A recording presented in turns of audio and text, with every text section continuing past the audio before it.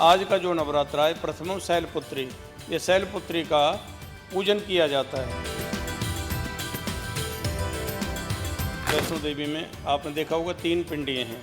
महाकाली शक्ति देती हैं, महालक्ष्मी धन देती हैं, माँ सरस्वती बुद्धि का प्रतीक है। इनका बीज मंत्र है ओम ऐं ह्रीं क्लीं चामुंडाई विच्ची नमः।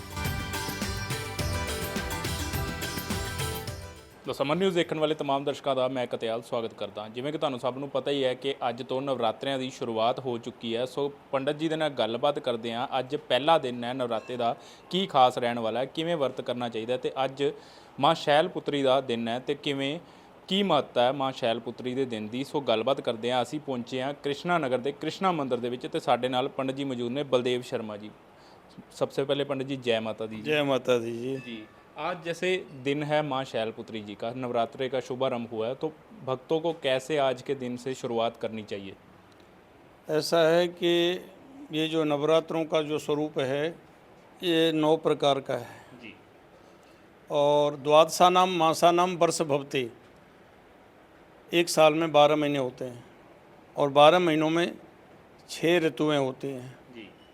और ये जो ऋतु आई है, आने वाली है, ये चल रही है, इसको शारदीय नवरात्रि कहते हैं। शरद शरद ऋतु का आगमन आप देख रहे हैं। वर्षा चली गई तो शरद ऋतु आ गई। ऋतु परिवर्तन का नाम ही ये नवरात्रे हैं। इसमें भगवती के 9 रूप हैं। प्रथमम शैलपुत्री, द्वितीयम ब्रह्मचारिणी, तृतीयम चंद्र घंटेति कुसुमांडेति चतुर्थकम, पंचमम स्कंद मातेति, षष्ठम कात्यानीति च, सप्तम कालरात्रि महागौरीति चाष्टम, नवम सिद्धिधात्री च नवदुर्गा प्रकीर्तता। भगवती के 9 रूप हैं और ये शारदीय नवरात्रे हैं। ये शक्ति का प्रतीक है, ये शारदीय नवरात्रे। तो इसमें जो पहला नवरात्रा जिसके बारे में आप जानना चाहते हैं, आज का जो नवरात्रा है प्रथमम शैलपुत्री, ये शैलपुत्री का पूजन किया जाता है। प्रातःकाल ब्रह्म मुहूर्त में उठ करके माँ भगवती से पहले संकल्प लें, माँ भगवती मुझे शक्ति प्रदान करें ताकि मैं आपकी उपासना कर सकूं। मंदिर में अथवा अपने घर पर ही बैठ करके पहले भगवती का आह्वान करें और संकल्प लें।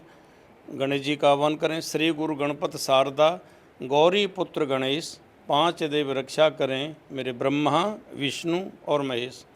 फिर कलश स्थापना करें, नवग्रह का पूजन करें और फिर भगवती की ज्योत का पूजन करें। महाकाली, महालक्ष्मी, महासरस्वती, इनके ये 3 रूप हैं।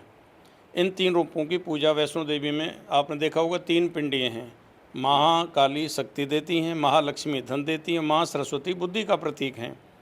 तो इन नवरात्रों में जो 9 रूप बताए मैंने आपको, सर्वा बाधा विनिर्मुक्तो धनधान्य सुतान्वित मनुष्यो मत प्रसादेन भविष्यति न संशय।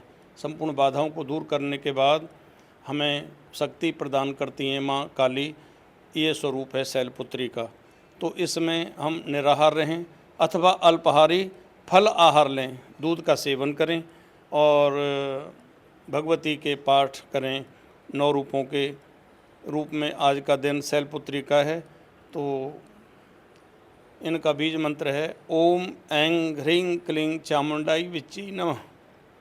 इसकी उपासना करने से शक्ति मिलती है, मन प्रसन्न रहता है और भगवती की भक्ति प्रदान करने वाली वो प्रसन्न हो जाती हैं। तो शारदीय नवरात्रों में शैलपुत्री का पूजन और अल्प आहार, इसमें अन्न नहीं खाना चाहिए। किसी भी व्रत में नमक और अन्न वर्जित है।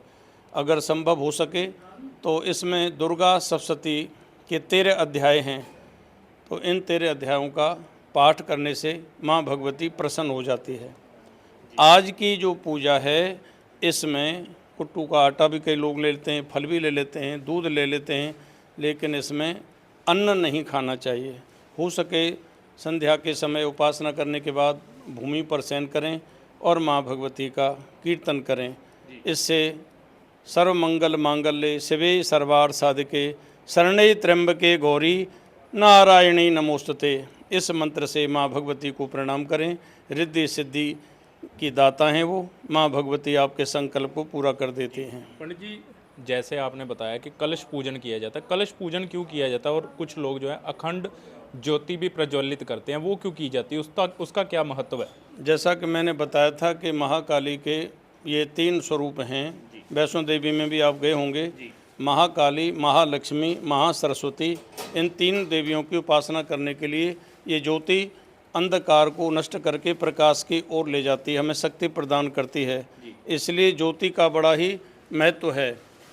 दूसरी बात, आप जो पूछना चाहते हैं कि वरुण और कुबेर ये बड़े महत्वपूर्ण देवता हैं आपके घर में। धन धान्य सुतान्वित मनुष्यो मत प्रसादेन भविष्यति न संशय।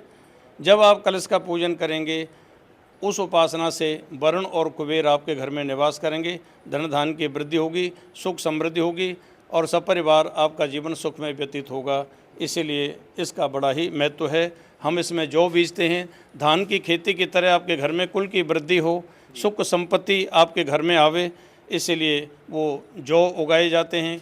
कलश की स्थापना की जाती है, उस पर नारियल रखा जाता है, ड्राई फ्रूट रखा जाता है, उसमें नाना प्रकार के षोडोपचार पूजन के बाद वो कलश को स्थापित करके उसका पूजन करके माँ भगवती का पाठ आरंभ किया जाता है। यही हमारी पुरानी परंपरा चली आ रही है। पंडित जी, एक आखिरी सवाल, जैसे नवरात्रे का ये तो पता चल जाता है, गुप्त नवरात्रे कैसे पता चलते हैं कि कब शुरू हो रहे हैं? ये जिस तरह से मैंने बताया कि आषाढ़ महीने में शुरू हो जाते हैं और एक पौष महीने में शुरू होते हैं। गुप्त यहाँ के लोग ज़्यादातर करते नहीं हैं, केवल यहाँ उत्तर भारत के लोग 2 नवरात्रों को जानते हैं।